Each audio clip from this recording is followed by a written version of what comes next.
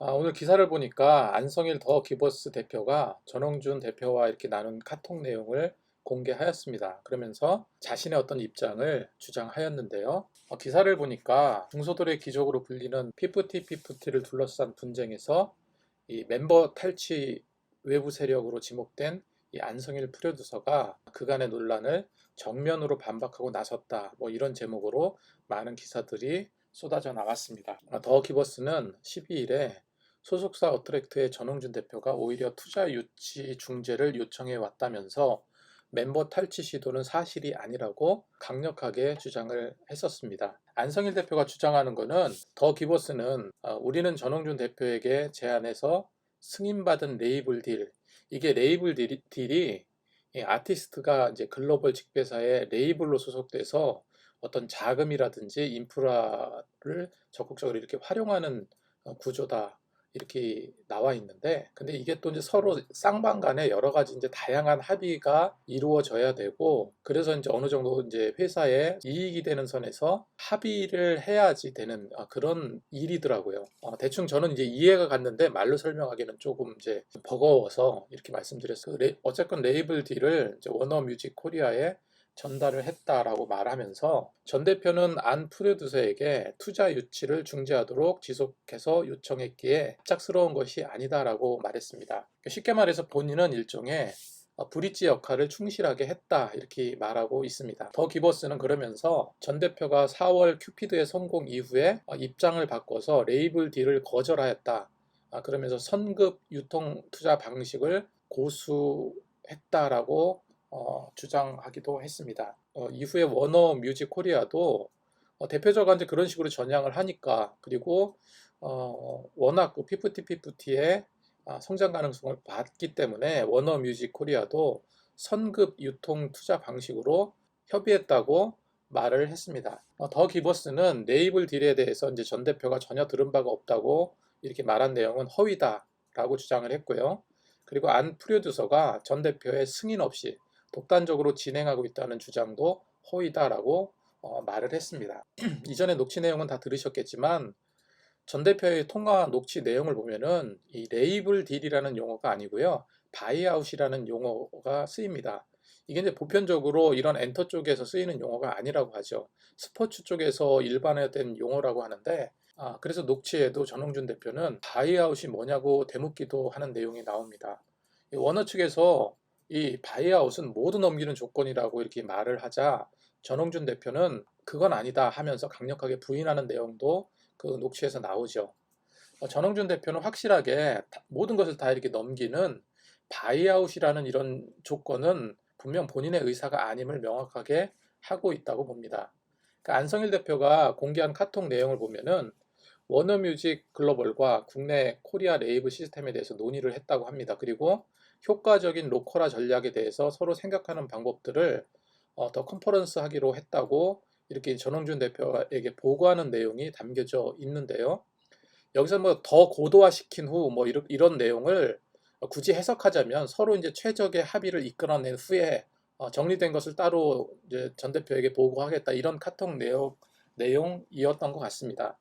그에 대한 답으로 전홍준 대표는 구조를 잘 짜야 되는데 하면서 답변을 하죠. 서로의 관계성과 사업적 협업을 더 체계적으로 해야 된다는 그런 주문을 넣은 것 같아요. 이런 내용만 봐도 전홍준 대표는 아예 원어 쪽에 이렇게 모든 것을 다 넘기는 일종의 바이아웃이라는 그런 조건은 생각조차 해본 적이 없는 것이 확실하죠. 그리고 안성일 대표는 카톡에서 전 대표가 유통사 인터파크로부터 받은 선입금을 제작비에 제때 투입하지 않아서 약속된 시기에 자금이 집행되지 않았다면서 파트너사의 제작비 지급이 연체되어서 피프티피프티의 대비까지 늦어졌다. 이런 말을 하는 내용도 나옵니다. 전홍준 대표가 당시에 정말로 투자받은 돈이 있었는데 자금 집행을 안 한 건지 아니면 없어서 못한 건지가 중요한 사안일 것 같아요. 여러 가지 어떤 정황상 제 개인적인 생각으로는 사실 전홍준 대표가 돈이 없었던 게 아닌가 하는 생각을 하게 됩니다. 그래서 뭐 차도 팔고 롤렉스 시계도 팔고 구순 대신 노모에게 9천만 원도 받은 게 아닌가 이런 생각을 해보게 됩니다. 확실히 자금이 좀 부족해서 많은 압박을 받고 있음을 느낄 수 있는 것이 이번에 공개한 그 안성일 대표의 카톡에도 고스란히 담겨져 있습니다. 카톡 내용에서는 전홍준 대표가 안 대표에게 이렇게 말합니다. 미국 쪽에서 선급이나 투자는 아직 안 되나요? 라면서 돈을 어떻게 좀 땡겨올 수 있는지를 묻는 내용이 나옵니다.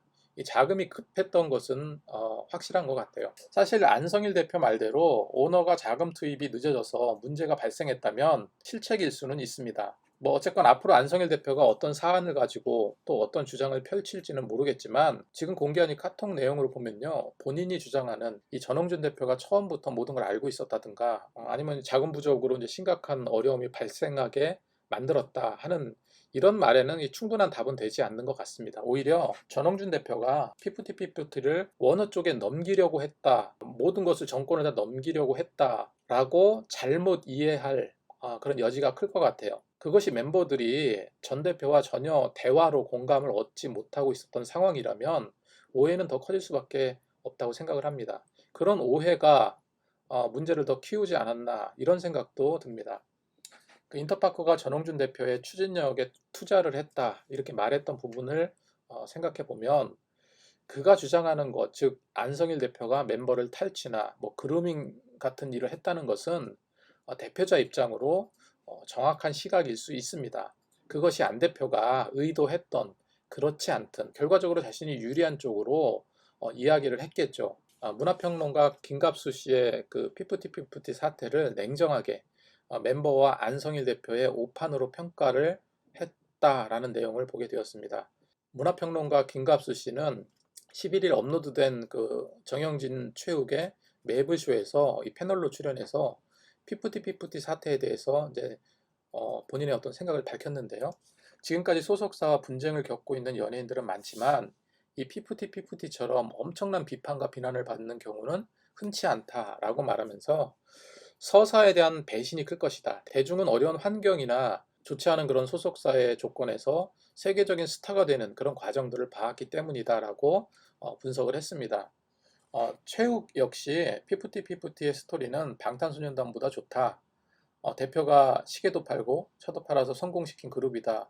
이렇게 좋은 스토리를 갖고 있는데 여기서 멈춰진 것이 너무 아쉽다고 말하기도 했습니다.